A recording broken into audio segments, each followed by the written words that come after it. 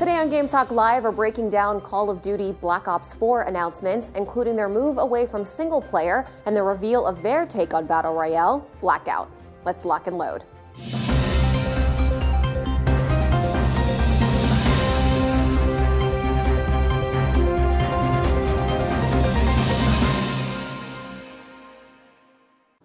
I'm Andy Roman, and welcome to Game Talk Live, where we discuss the biggest video game news of the day, live with help from our chat audience. Joining me now are three expert guests to discuss these gaming topics and more. First up is Ricky. Ricky is one half of the ETC show on YouTube, which specializes in the latest news from the world of movies, gaming, culture, and oddities.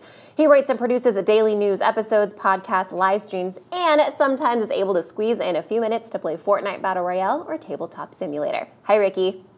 Hey, how's it going? Good, thanks for being here. Stoked to be here, as always. All right, also joining us today is John Torres, a Twitch streamer and cosplayer who has been present in both the gaming and cosplay worlds for over a decade. He uses his upbeat personality to promote acceptance, positivity, and humor within the community. John also helps RD and his crew over at nonplayable.com with guest appearances, commentary, and promotion. Hi, John. Hello, Manny. It's good to be back. How are you guys doing? Good, thank you. Also joining us is Brandon Winfrey, a former writer at Insomniac Games, as well as a former host and producer at Machinima, and current butler to his cat, Furiosa. Welcome to the show, Brandon. Thank you. She's actually here now. I am expecting a lot of cat cameos on the show today, so don't disappoint me, y'all. All right, let's get into our first topic. In a bold move for the series, Treyarch announced yesterday that the latest entry in the Call of Duty franchise would be the first to forego a traditional campaign mode, instead focusing exclusively on multiplayer. So why the move to the single-player only? Why remove the single-player campaign? Will this be a deterrent for some fans, or is the fraction of people who were single-player fans not worth the dev resources to dedicate to it? Ricky, why don't you start us off? I think it's a smart move on their part that won't really affect game sales at all. I mean, they have all of the data and analytics for their games, so they know what moves to make. And I think that it's been pretty apparent that when people buy a Call of Duty title specifically, most of the time they're not playing the campaign and they just jump into the online multiplayer. This has been proven by even outsiders can kind of see based on the achievements that players have gained, basically looking at the one that shows that they've completed the game or not. And also in an interview, I believe one of the people at Treyarch said that the game originally, the franchise originally started out with about 10% of the player base doing strictly multiplayer, and now is somewhere around 90%. So. Whew. That's a substantial amount of people just doing multiplayer. Yeah. So, John, do you think this is just a vocal minority of people that are complaining about no single-player campaign? Honestly, yes. I'm a fan of the Call of Duty single player for some of them. Like, I love the Modern Warfare series. I love the first two Black Ops stories.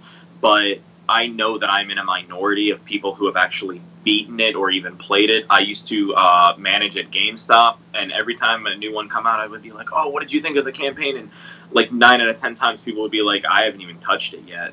And like, even, you know, if you watch streamers, it's always multiplayer. No one ever plays the story. The story takes just a couple of hours to beat. And I feel like for the amount of resources, they're not earning back the time that people are actually investing in that. I feel like a lot of people are just glossing over it and just going right into multiplayer. So it's just a waste of, honestly, it's a waste of money and time. Mm-hmm. Brandon, do you agree? What would you say to people that are not fans of multiplayer? Are they just SOL, I guess? I mean, kind of. But, I mean, honestly, I think you kind of get your single-player fix elsewhere now. So I don't know if anybody is like super fans of Call of Duty single-player campaign. And again, I'm a fan of them. I played them recently. But, I mean, the fact is you can tell that a lot of their passion goes into the multiplayer side. So for those people who are really going to miss those single-player campaign, I think it just comes down to the fact that, hey, yeah, you're a little SOL, but at the very least you have zombies and stuff like that to kind of compensate. They give you a light story. It's not a huge story, and theoretically you have to play with another friend, but I think that's an option where they're trying to give in a lot of, just hints of narrative that they've been able to inject. So we'll see if that satisfies it or if they amplify those elements within those standard zombie campaigns, but we'll see. Yep. So is this indicative of Call of Duty maybe prioritizing esports? We're seeing a lot of studios now really focusing on multiplayer, and which ultimately would lead them to a league. I mean, obviously we have the Call of Duty World League. So, Ricky, what do you think?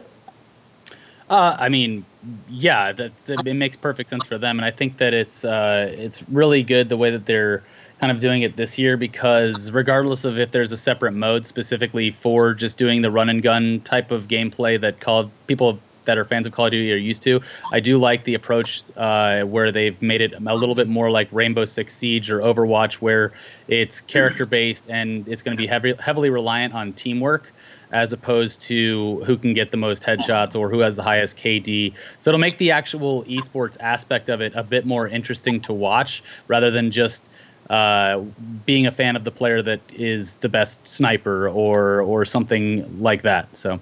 Yep, sure. Brandon, or is this indicative of prioritizing microtransactions if everything's multiplayer? I mean, yeah, I think that's definitely a focus for them. You can kind of see that. Look, they can have loot boxes and everything except for single player. I mean, you can put them in there, but we see how that worked out with like Shadow of War and stuff like that. Mm-hmm. But I think, yeah, I mean, it does. It's a push to have them able to do that. So probably what they're doing currently is all those resources they spent on the single player campaign, they're putting into the back half. So they're using all their artists' pay and all that kind of stuff, instead of saying, oh, this front half where we have the single player campaign, let's just extend what we can do on the back end to have more cosmetics and stuff like that to fill it and get people hooked as, you know, a live game that continually grows, instead of something where we, you know, front load it and then it's, you know, nothing. Right. So would it be in their best interest to create Call of Duty Black Ops and a games as a service model, speaking to microtransactions, and then just keep the audience buying into those microtransactions? Or does it make sense for them to charge $60 a pop every year? John? Well, the thing about companies that make the Call of Duty games, especially like Treyarch, is it's all about the return. It's about the return of the players. It's about the return of the investment. So I feel like if you buy it for single player, you're spending $60 buying one game, playing it maybe once or twice, and that's it.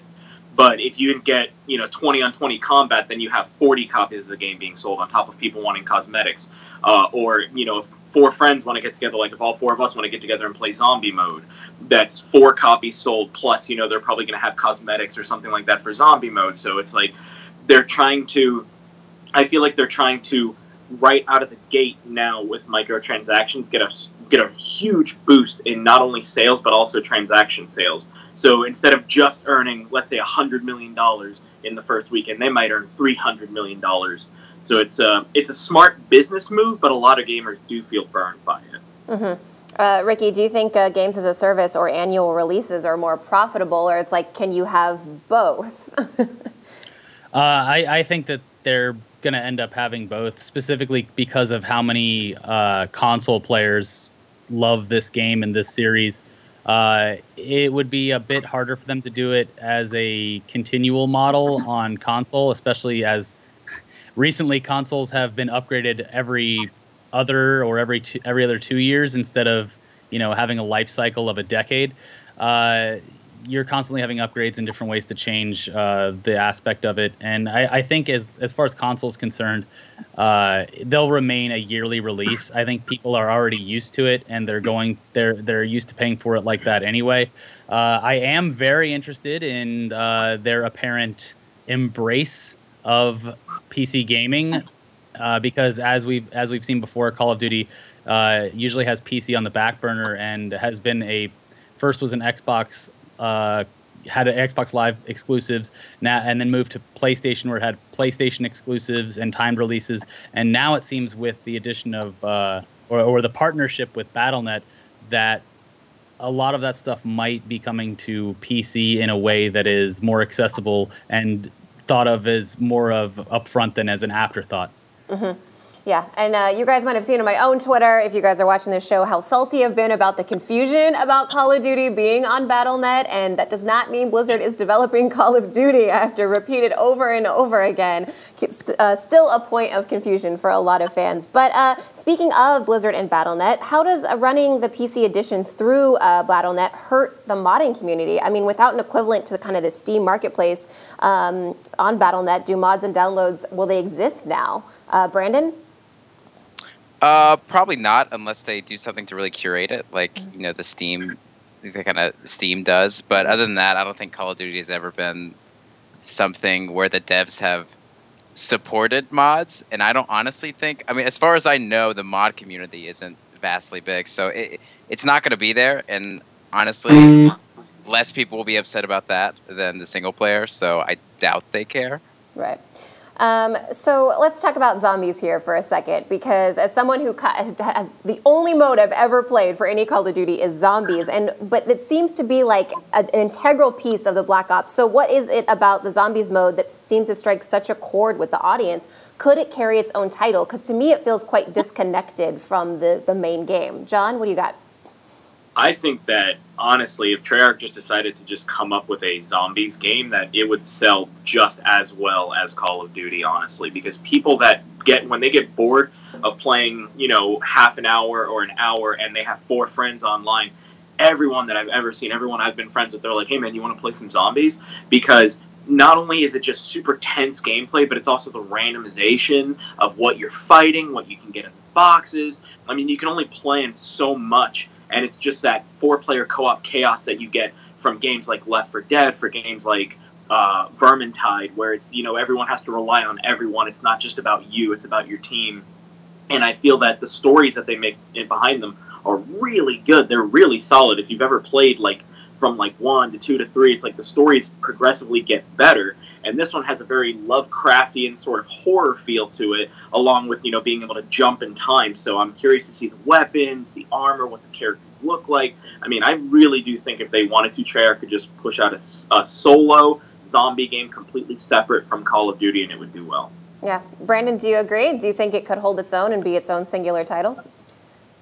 I think so. I think it couldn't take over just for, it couldn't be an annual release. I think they could release something on the side. They did collect a lot of Black Ops zombie modes and release it. So they have done that in the past.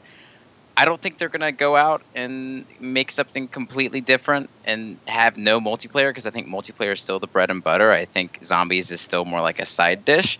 But I think they could, if it had a lower price point, $20, release that on PC. Oh, yeah. It has a good campaign. Yeah. Why not? I think it could make them some money. Right. So, are we at risk of Ricky, did you want to add something? Oh, I was going to go against the grain here entirely and say that I think I'm the only person online that hates zombies mode. Well, why is that? Tell us why. Tell us why, Ricky. I don't know. It never clicked with me. I mean, I do like games like Left 4 Dead 2. I just do not like Call of Duty Zombies, and I never really have. I think it has something to do with the mode gives me anxiety, and that's just the way I see it. But I also see, as far as you guys saying that it would separate as a separate game, would it be as successful? I don't think it would be. I think that Zombies is a great addition to the release of Call of Duty, because it adds that value to people who necessarily might not even play it, but you look at it as a whole package and you say, well, I get this, this, this, and this, and it makes it a lot more appealing to spend money on. And with zombies attached to a game that has no traditional single-player campaign, it kind of becomes the campaign mode. It's not single-player, but it is technically the campaign, because you are going to be playing a story with your friends. Having said that, not a huge fan of the zombies mode, and my reasons are completely personal. That is valid. That's fine. No, that's fair. This doesn't have to be an agreeing episode. You guys hate David Tennant. We know what it is. So, are we at risk of Call of Duty fatigue? As it's been stated before, there's 3 different studios working on Call of Duty titles. So, making sure that there is a Call of Duty released every year. Do we need a new title every year, or should they just kind of consolidate and just release Black Ops or whatever the other iterations are? John, what do you think? I think that it was the industry standard for so long to have a new Call of Duty, a new Battlefield come out every year, that gamers have grown accustomed to it, even though they were not huge leaps forward from the previous titles. I think that games like Rainbow Six Siege, I think games like Overwatch are completely turning that meta on their head, because Overwatch is pay for it outright, and then we're giving you free content. We're giving you stages. We're giving you new game modes. We're giving you new characters. And then you have games like Siege where they're like, well, instead of having to buy a brand new game, you just have to spend $30, and then we add more to your existing game. instead of having to spend all this money. And I feel like a lot of people, especially with Rainbow Six, it continues to get better because they listen to what the community wants. Like, hey, you know, we need new levels. Hey, this thing is too powerful. Hey, we need new gadgets. And they listen and add it in with the next iteration. And I feel like if Call of Duty Black Ops 4 is released this year and the next year they're like, oh, hey, instead of just the season pass, which I feel is also a cop-out for a lot of Call of Duty games, where you buy the game outright and it has 8 maps and then you have to get another 12 maps that you pay for later on. I feel like they could just make that the add-on a year out. Mm-hmm. Brandon, what do you got? Do you think we need a new Call of Duty every year, or should they just focus on one of the iterations? I mean, fiscally, you look at it and you think there was fatigue. There was fatigue. Look, Future Warfare didn't sell as well as the other ones. Now, not selling as well is still like 13 million or something, which, you know, any other game would love to have. But, you know, they bounced back with World War II. So I think as long as they consistently evolve the franchise and give people something different, it'll be interesting to see. Now, honestly, with Fortnite, I think took a lot of the Call of Duty crowd because there's a lot of console players, and then it gives them something free to play that they don't necessarily need. So that'll be interesting in the face of Call of Duty to kind of see how much of that core group got taken away from them. But right now, they're not going to change, and if it works for them, then go for it. If the fans keep buying, they'll keep doing it. Yeah. Yeah. All right, Ricky, what do you think? And hold those Battle Royale thoughts, because we will be talking about that in the second half of the show. Yeah. So, Ricky, do we need a new Call of Duty every year? Yeah, absolutely not. It would be much better if it was every other year even. And I think this release will do a lot to predict the future of the Call of Duty franchise as a whole, because they are taking risks in certain areas. And it will basically dictate how they run things in the future, because if the momentum for this game is still carried over because of these new modes like the Battle Royale one that we're going to talk about in a bit, and, you know, this time next year it's a steady user base of active users, is there going to be a need to release another one, or should they ride the success of this one if it's monetizing well, if people are spending money on the loot boxes, or they're able to release additions to the map or upgrades or anything like that? Why cannibalize a market that you've actually built and that's successful when you can improve on what you have? Absolutely. All right, guys, it's time to take a quick break. But before we do, I want to ask our viewers to leave a comment or send us a tweet at Game Talk Live, letting us know what topics you'd like to see us discuss on the show. We'll be right back. We have 75 players each here. Let me hear you make some noise.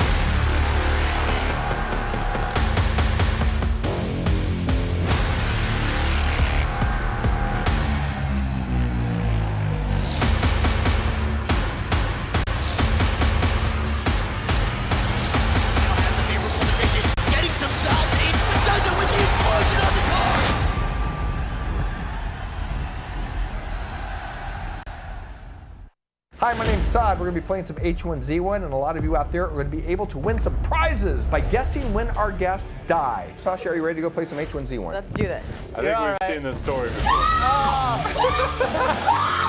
We got a lot of guests tonight from all over the world. They're competing for a trophy, our Champion of the Night prize. Which one of you is going to be the best player tonight? Anybody that comes in my way is done. Get a helmet, get a backpack, get a rifle. Kill everyone. Kill that person. Engage. Kill. Oh my God! I give the people what they want to see. Oh my God! Oh wow, he took a big hit. He got it, guys! Can you throw me in like the Norwegian server or like someplace where they're just not gonna find me? No. Did I die first? No one's died that early in the game ever.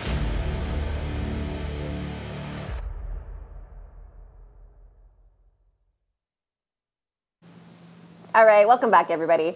For over a decade, Call of Duty has been one of the most successful franchises in the world. Keeping up with current trends, Black Ops 4 will include a Battle Royale mode entitled Blackout. With their existing pedigree and the full strength of a company like Activision behind them, do you think Call of Duty's entry into this space will be the new standard for the genre? Brandon, why don't you start us off? As far as player count goes, I don't think so. I think you're going to be tough to beat anything that is free to play or cheaper than $60. But I do think it will be interesting. Look, they'll have a lot of resources. Now, this is not to say that think people underestimate how many resources that Epic has, because you're looking at a company that is very, very large and has been for a very long time. But to kind of see the animation policy and all that right out the gate from something like Call of Duty will be interesting. I don't think it'll be the most popular battle royale in the world. I think it could become the second most popular battle royale game in the world. We'll see how the PC crowd attaches to it. Right. Ricky, as a Fortnite player, what do you think? I've actually had a bit of Fortnite fatigue lately and haven't picked it up that recently, but So why the fatigue? I mean, can you pinpoint? I just played it just too much, like hundreds of hours probably, and was just like, okay, I think I need to take a break. But that's not to say I'm not interested in any battle royale game. I'm very interested in this. I think that the adoption from the players that are Call of Duty fans will kind of teeter on how the progression system works in Blackout versus the traditional multiplayer mode, because I think gamers are going to want to choose one or the other to kind of progress in, and which one feels more rewarding to them. If there's a crossover with progression, that might be a way to take someone who's playing the traditional multiplayer and have them say, all right, you know what, I've done 10 matches tonight, I'm going to switch over and do some battle royale in Blackout. But I think it will be harder for them to do that if there's no progressive crossover. So it's I think it'll be based a lot on what the rewards are for players, both emotionally and literally in the game, versus the two modes, to see if it really, really picks up steam or if it will be something that is eventually set on the back burner for COD. Right. John, do you think Battle Royale is on its way to becoming a mainstay or just kind of an expected mode in shooters now? I feel that Battle Royale is the evolution of the standard team-based combat. I feel like a lot of people who end up playing Call of Duty do it solo anyway. They never rely on their team. It's always just like, you know, I'm going to run off and do my thing. And so I feel like all that Battle Royale did was take that and just run with it. Like, okay, you want to rely on only yourself? You want to rely on just you and your 3 friends? Go for it. And I feel like because of that, it has a future, but I do feel like with so many games coming out so frequently on top of each other, people will probably get burned out unless there is an X factor that possibly Treyarch could bring, because a lot of people forget that Black Ops 3 was the best-selling game of 2015, and that's the same year that Witcher 3, Metal Gear Solid 5, and Fallout came out, and it destroyed all 3 of those in sales. So, Brandon, do you think this will force titles like PUBG to create new campaigns and modes? I mean, I think of Fortnite, which already has a base game, so, and then they added Battle Royale. So what will this do for titles like PUBG? I don't think it'll force them to add something crazy. Like, I think, honestly, PUBG has done better within the past few months after Fortnite's success of adding things that are interesting, events and stuff like that, getting new maps into people's hands early. So I don't think this will force their hand to do something radically different, kind of like what Call of Duty is doing, transferring from multiplayer to Battle Royale, just because that's not what the core is. They'll expand upon the core. I don't think they necessarily have to make a new core. Mm-hmm. And as of yet, the number of players in Blackout has not been confirmed, nor does it seem to have been decided on by Treyarch. What do you think would be the perfect number of players? Ricky?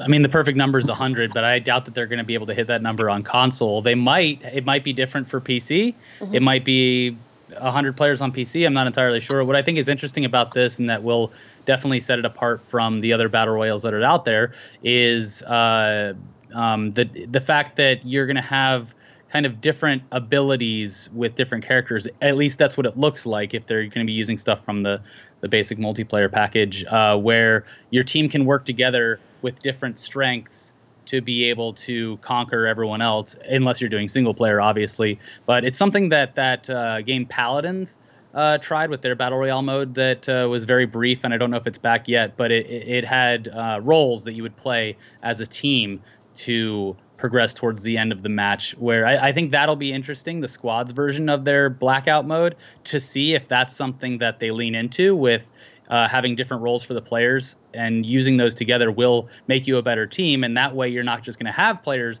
wanting to run and gun and do the high KD stuff. They'll have to work together in order to make it to the end. Single player, or not single player, but the solo versions of this, it'll be crazy, but I'd like to see what the team-based stuff looks like. Absolutely. So how do you think air, land, and sea vehicles will change the feel of Battle Royale or even a Call of Duty game? John? I think it's going to be interesting because the biggest thing I'm concerned with is if it's going to be first person or third person. Because Call of Duty has done third person in the past, but they're known for their first person mechanics. And I feel like the gameplay tends to be more intense. Like PUBG first person is incredibly intense. So I feel like having the ability to attack or move from any direction on land, sea, and air is going to make the game a lot more interesting.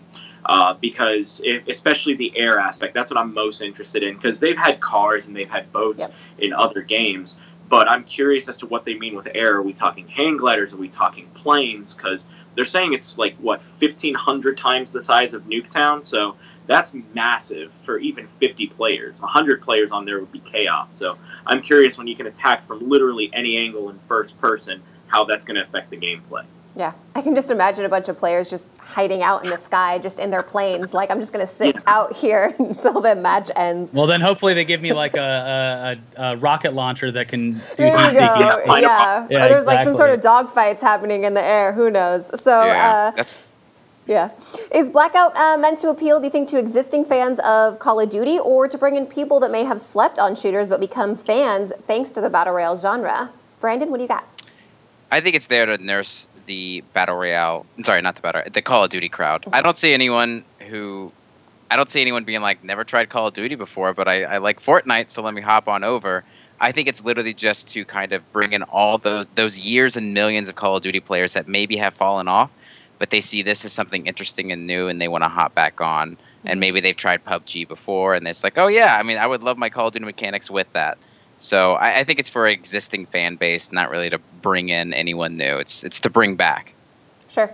So I want to add, like, the one challenge with this specifically is the fact that the fans of Call of Duty as a franchise are, I would assume, a lot more into the fact that it is go in, kill, get killed, immediately respawn. It is a very, very fast-paced game. And when you put players who are used to that into a Battle Royale mode like this, is it going to be disheartening for them to jump into something, put a bunch of time into it, get killed, and then have to re-queue and wait? And it's just so different from what fans of this franchise are used to that it'll definitely be interesting to see how players who haven't jumped into the Battle Royale genre adapt to it, considering it is such a run-and-gun game.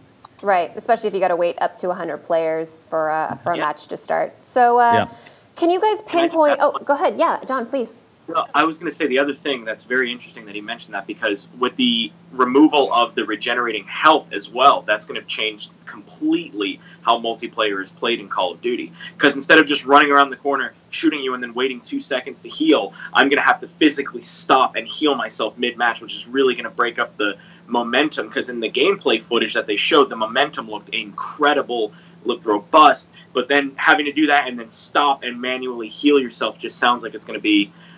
I'm pretty sure it's going to make a lot of people angry at first. Well, also they have never get shot. They showed the and they showed like the medic. Brandon, never get shot. I mean, they showed the medic stuff too in there, and I think that if they perfect that in the same way that they've done it in Overwatch, where you have a dedicated healer and your team is working together, I think it'll be a little bit more seamless, and it'll make your team that much better to have a healer who's good and can come in and actually save and keep the team alive. That it's going to change the dynamic of the game so much if the players are willing to work together. Ricky, you already know how hard it is to get healered, people to roll healers. Come on. Oh yeah, there's definitely going to be like a specific... You're going to jump into a Call of Duty game and be like, there's this game's Hanzo. Like, hey, we need a healer. You can't call it a healer. You can't call it a support. It has to be like maybe medic. I don't know. I'm very curious to see how that pans out too. So can you pinpoint Call of Duty's success? I mean, the franchise holds 3 spots in the top 20 selling video games of all time. What is it about this franchise that just has continued success year over year? I want to hear from all of you, but let's start with Brandon. I think accessibility is the main thing, because Call of Duty changed console shooters with how you, like, literally how you...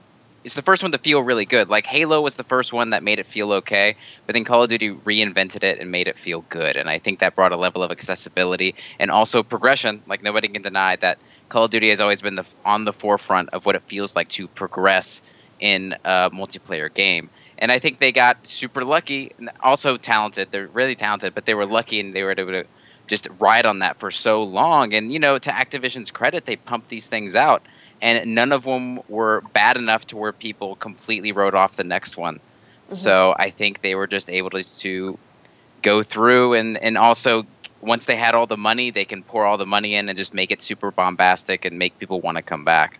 So yeah, they've worked at it. They've worked a lot at it, and a lot of people don't necessarily like the direction they've gone, but you can't deny that they've been a mainstay. Mm-hmm. All right, John, what would you pinpoint Call of Duty's success on? I'd say it's a mix of three things. Number one is precise and aggressive combat. Like, a lot of people like their combat. Like, they like hitting quick play, jumping in game, and immediately start firing at someone. And Call of Duty has mastered that more than almost any other game that's ever come out. Like, you can get in a game and just immediately start and just immediately be aggressive. You don't have to be careful. You can just start killing people, getting your kill streaks, and people love that. The other thing I would like to say is probably helps is also the cornucopia of game modes they have. This isn't the first time that they've done this, where with like the battle royale mode. Anytime something got popular, like zombies came because of the popularity of games like Left 4 Dead. So they always try to keep it as quote-unquote fresh as you can for a game that comes out every year. Mm-hmm. And the other thing is that they've always built their gameplay on the ability to have quick-acting multiplayer with a large number of people. Because you got to remember, Call of Duty multiplayer started around the time when like Halo came out, so you know you were only fighting 4 of your friends online, and now you're fighting 16, 32, 50 people. So a lot of people really appreciate that, and they consistently put out good, solid netcode as well. So you're getting aggressive, precise combat with no lag, and everyone gets to progress, and they feel like they're progressing in the game. Yep. All right, Ricky, what do you got? Yeah, it's going to take a lot to, you know, take Call of Duty out of the limelight as far as first-person shooters goes. It's just such an enormous franchise. I think this year, like I said before, will be a very telling year about the future of the franchise. I don't think that it's going anywhere, but also you have it coming out in a year that's filled with the biggest games, you know, of all time, potentially. Fortnite is massive. Overwatch is still doing its thing. You have Red Dead Redemption 2 coming out around like just right after Call of Duty. So it's an interesting year for them. And I think that with Treyarch behind this one, this year specifically, it has the best chance that it will have of kind of continuing its success.